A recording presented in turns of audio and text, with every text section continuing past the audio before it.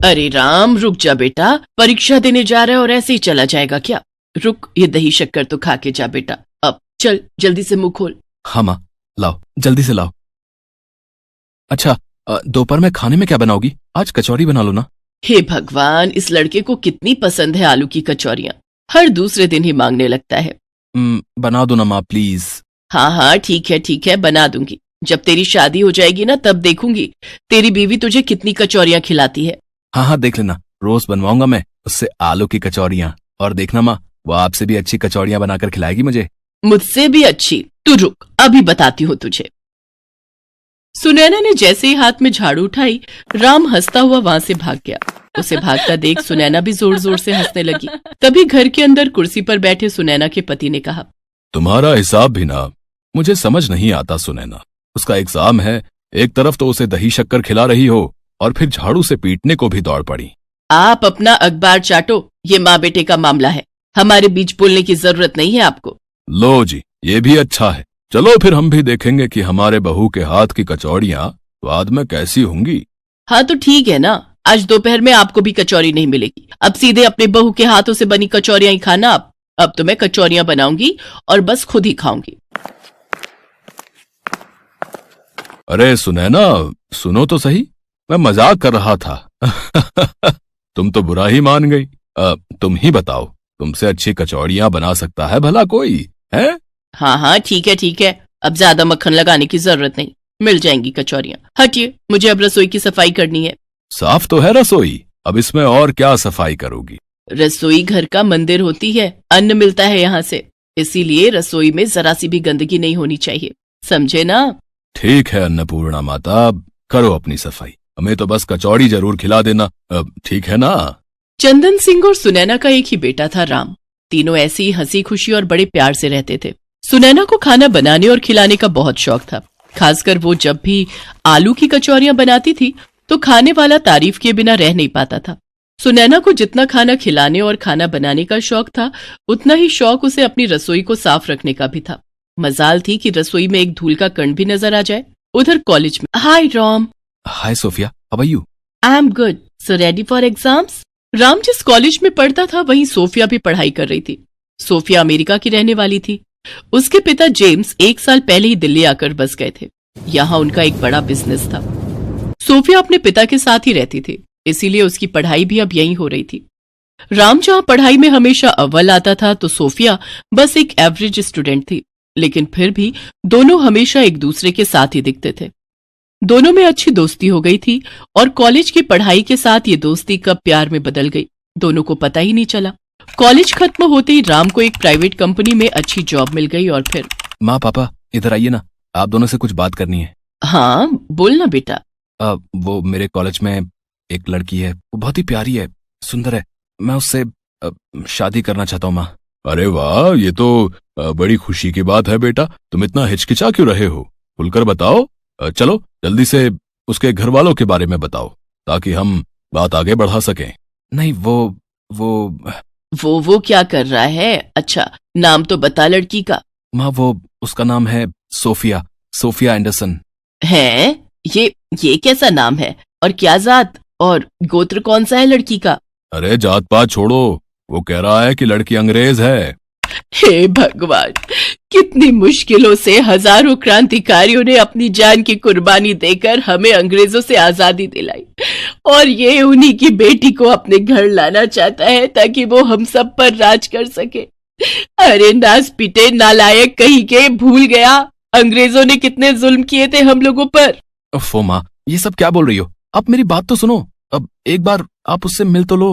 हाँ सुनैना, वो ठीक ही तो बोल रहा है, एक बार लड़की से मिल तो लो, फिर जो तय करेंगे फिर तय कर लेंगे कि आगे क्या करना है। आप चुप रहो जी, अंग्रेजों के हिमायती कहीं के। लो, अभी कुछ हुआ है नहीं और हमें अंग्रेजों का हिमायती भी बता दिया।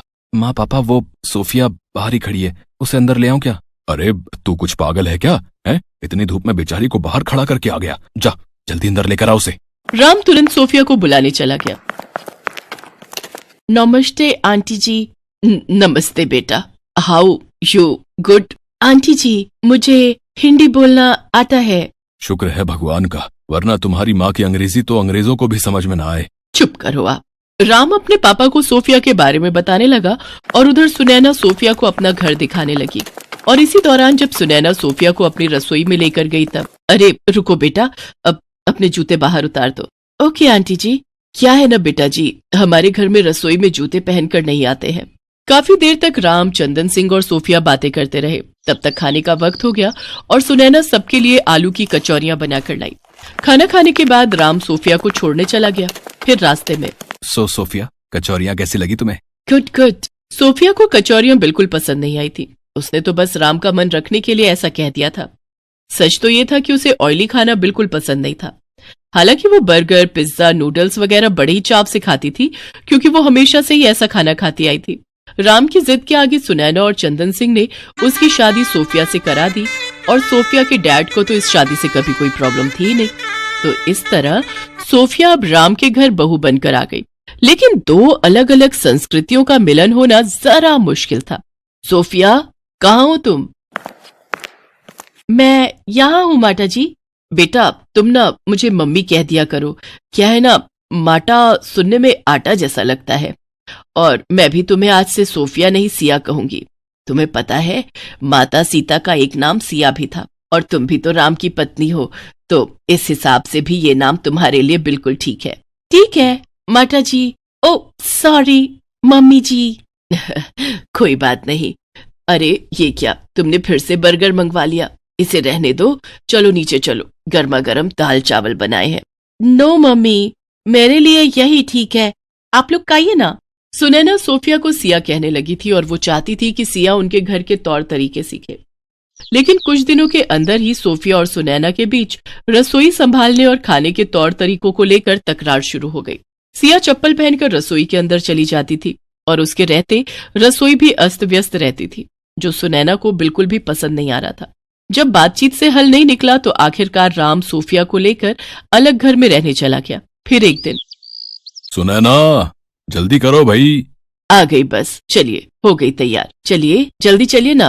आहा, देखो तो बेटे बहू से मिलने की कितनी जल्दी है मैडम को। हाँ, राम और सोफिया को गए कई दिन बीत चुके थे, इसीलिए सुनैना वाकई उनसे मिलने के लिए बेचैन थी। वो उनसे मिलने उनके फ्लैट गई। फिर जब वो सिया की रसोई में गई तो वहां का नजारा देखकर तो उसका सिर ही चकरा गया। अब सिया बेटा, ज्यादा वक्त नहीं लगता है, देखो मैं तुम्हें करके दिखाती हूँ। बस 10 मिनट में रसोई कैसे चमका देती हूँ तुम्हारी। डोंट वरी मम्मी जी, यहाँ जो जैसा है सब ठीक है। सुनैना दुखी होकर वहां से चली गई। फिर एक दिन वही हुआ जिसका सुनैना को डर था। सोफिया की तबीयत बिगड़ गई। वो खांसी, जुकाम और उल्टी से परेशान थी। सुनैना और चंदन सिंह जब राम के घर गए तो देखा कि राम की सेहत भी बहुत ठीक नहीं थी। ये सब देखकर सुनैना ने फैसला किया कि वो कुछ दिन वहीं रहेगी और सब कुछ ठीक होने के बाद ही लौटेगी।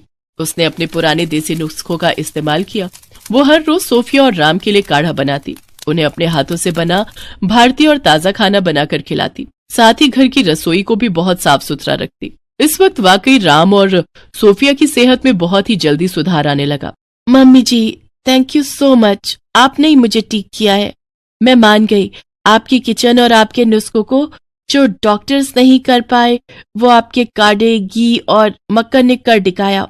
मुझे अपनी गलती का एहसास हो गया है। प्लीज मुझे माफ कर दीजिए और हमारे साथ यहीं रहिए ना प्लीज। सोफिया की आंखों में आंसू थे। सोफिया को ऐसे देखकर सुनैना का दिल पिघल गया। उसने राम और सोफिया की बात मान ली और फिर उसी शाम खाने की मेज पर। हाँ तो तैयार हो पिज्जा या फिर बर्गर खाने के लिए? नो पापा, आज लंच में आलू की कचौरी है, टेस्ट करिए ना। वाह क्या बात है। अरे भाई मजा ही आ गया। सुने ना, लो भाई, तुम्हारा तो घर में कंपटीशन खड़ा हो गया भाई है? नो पापा जी, ये कचौरी बनाना तो मम्मी जी ने ही मुझे सिखाया है एंड रियली मुझे इन्हें बनाकर बहुत मजा आया। सोफिया की इस बात पर सभी सुनैना की तरफ देखने लगे, जो अपनी आंखों के आंसुओं को छुपाते हुए कचौरियों का स्वाद लेने में बिजी थे।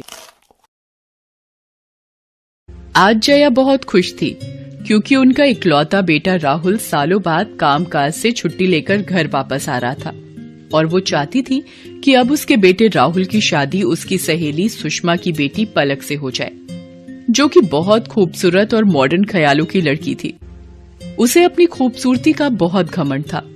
जया और पलक दोनों घर को सजाने में लगी थी। कि तभी अचानक दरवाजे की घंटी बजती है। जया जल्दी से जाकर दरवाजा खोलती है और जया और पलक की आंखें फटी रह जाती हैं, क्योंकि राहुल शादी करके अपने साथ अपनी पत्नी राधा को लाता है। माँ, ये राधा है, आपकी बहू। राधा जया के पैर छूती है। राधा को देख जया एकदम चिढ़ जाती है, क्योंकि उसका रूप रंग एकदम काला होता है और वो एक साउथ इंडियन लड़की थी। पहले जया अपने बेटे राहुल से थोड़ा गुस्सा होती है, लेकिन फिर राहुल और राधा का स्वागत करती है। राधा बोली, अयो माँ जी, आपका घर तो बहुत सुंदर है जी। राधा का काला रंग रूप देखकर जया की सहेली सुषमा हंसते हुए ताना मारते हुए कहती है, हाय राम जया, तू तो कहीं मुंह दिखाने के लायक ही नहीं रही। बहुत कहा करती थी ना तू कि तू अपने बेटे के लिए चांद का फूल लाएगी, लेकिन तेरा बेटा तो काला लंगूर उठा लाया है। चल बेटी पलक, अब यहाँ रुकने का कोई मतलब नहीं। ताना देकर सुषमा वहाँ से चली जाती है। सुषमा का ताना सुनकर बेचारी राधा को बहुत बुरा लगता है और जया भी अपनी बहू के सांवलेपन की वजह से उसे नापसंद करने लगती है और उससे चिढ़ी चिढ़ी रहती है। अब राधा दिन भर घर का कामकाज करती और सबका खूब ख्याल रखती, लेकिन जया उससे नाखुश रहती। अरे ओ महारानी, कहाँ मर गई? सुबह सुबह नाश्ता मिलेगा या नहीं? थोड़ा जल्दी जल्दी हाथ पैर चला, काम चोरी तो कोई तुझसे सीखे वाला। अयो हाँ माँ जी, अभी लाई जी। राधा नाश्ता लेकर आती है, जो देखकर जया का चेहरा लाल हो जाता है। ये क्या बनाकर लाई है करमजली? वो माँ जी, ये हमारे तरफ का खास डिश है जी। ये पुट्टू, ये उपम, ये वड्डा सब आपके लिए खास बनाया है जी। आपको पसंद आएगा जी, आप एक बार खाकर तो देखिए। हाय राम, आज तो भूखा ही मारेगी ये मद्रासन। जाकर मेरे लिए कुछ चाइनीज बना कर ला, ये सब तो मेरी नौकर भी ना खाए। राधा रोते हुए बोली, अयो माँ जी, माफ करना, पर वो सब तो मुझे बनाते नहीं आता जी। हाय राम, ना जाने किस पाप के बदले ये मनहूस मेरे गले पड़ गई। चल हट, अब जा यहाँ से, मुझे किटी पार्टी में जाना है।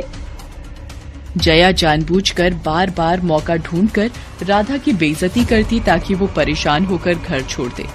एक शाम राधा शॉपिंग से अपने लिए कुछ कपड़े और गहने लाती है और खुशी खुशी अपनी सास जया को पहनकर दिखाती है। अयो माँ जी, ये कपड़े और गहने कैसे लग रहे हैं जी? कल उनके साथ ऑफिस की पार्टी में पहन कर जाने के लिए। आए हाय, ये कपड़े और गहने तो बहुत अच्छे लगेंगे, लेकिन तेरे जले हुए चेहरे पर नहीं, मेरे खूबसूरत चमकते हुए चेहरे पर, समझी? ला दे ये मुझे। बड़ी आई तैयार होकर पार्टी में जाने वाली, इसे पहनकर आज मैं किटी पार्टी में जाऊंगी। अयो माँ जी, ठीक है जी, ये सब आप पहन लीजिए, लेकिन मैं भी चलूं क्या आपके साथ किटी पार्टी में जी?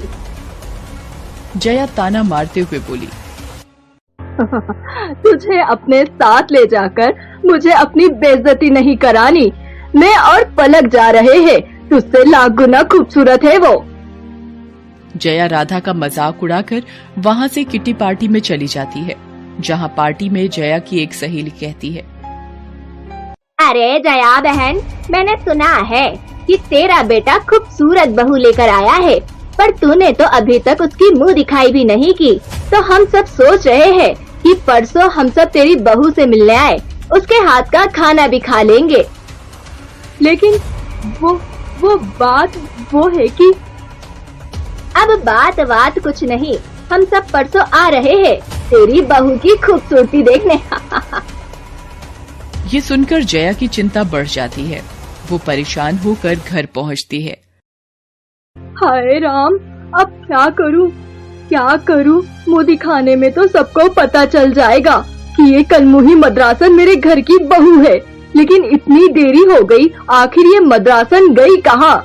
घर छोड़ के तो चली नहीं गई, भगवान करे ऐसा ही हुआ हो। तभी राधा बाजार से सामान लेकर घर आती है। आ गई महारानी, जब देखो तब शॉपिंग करने निकल जाती है। और यहाँ मेरे गले में जान अटकी पड़ी है। और ये क्या हालत बनाकर आई है? कपड़े गंदे और हाथ में खरोच, किसी से मारपीट करके आई है क्या कलमुही? अयो माँ जी, वो क्या हुआ ना जी, बाजार में एक चोर एक महिला और बुजुर्ग का सामान लेकर भाग रहे थे कि तभी। अच्छा ठीक है समझ गई, अब ज्यादा मुंह मत चला, मैं बहुत चिंता में हूँ इस वक्त। माँ जी, ये आपके लिए आपके घुटनों की दर्द की दवाई और ये आपका चश्मा ठीक करवा कर लाई हूँ। और माँ जी, एक आज बाबा मिले थे, उन्होंने ये मिट्टी दी है, बोला बहुत चमत्कारी है ये, इसे चेहरे पर लगाने से मैं गोरी हो जाऊंगी जी। हाँ, अब एक दिन में तो कोई चमत्कार ही तुझे गोरा कर सकता है। भगवान मेरी लाज बचाए। अब जा यहाँ से, परसों तेरी मुंह दिखाई है, जितना हो सके अच्छे से तैयार होकर जाना, समझी? अब राधा की मुंह दिखाई का दिन आ जाता है। जया की सब सहेली राधा की मुंह दिखाई के लिए इकट्ठा होती हैं।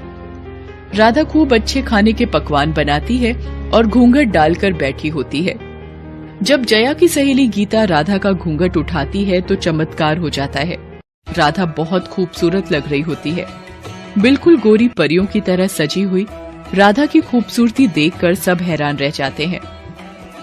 अरे जया बहन, ये तेरी बहू है, सचमुच ये तो बहुत ही खूबसूरत और होनहार है, लाखों में एक है, लाखों में। तू जानती है, कल ही की बात है, बाजार में एक दो चोर मेरे और बाबूजी का सामान लेकर भाग रहे थे, किसी ने हमारी मदद नहीं की। तब तेरी बहू ने बड़ी बहादुरी से उन चोरों से हमें बचाया और हमारा सामान हमें वापस मिल गया।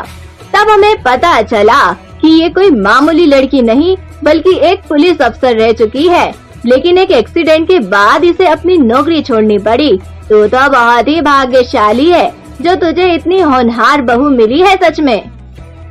अपनी सहेली गीता के मुंह से अपनी बहू की इतनी तारीफ सुनने के बाद जया की आंखों में आंसू आ जाते हैं और उसे अपनी गलती का एहसास होता है, क्योंकि उसने हमेशा अपनी बहू की बदसूरती के आगे कभी उसकी अच्छी खूबियों और खूबसूरत मन को देखा ही नहीं। और इसके बाद अब जया और राधा खुशी खुशी मिलजुल कर प्यार से रहने लगे और साथ ही किट्टी पार्टी में भी जाने लगे। तो दोस्तों, देखा आपने, इसलिए कहते हैं कि इंसान की खूबसूरती उसके तन से नहीं बल्कि उसकी अच्छी खूबियों और मन से होती है। अब मिलते हैं आपसे अगले वीडियो में। नमस्कार।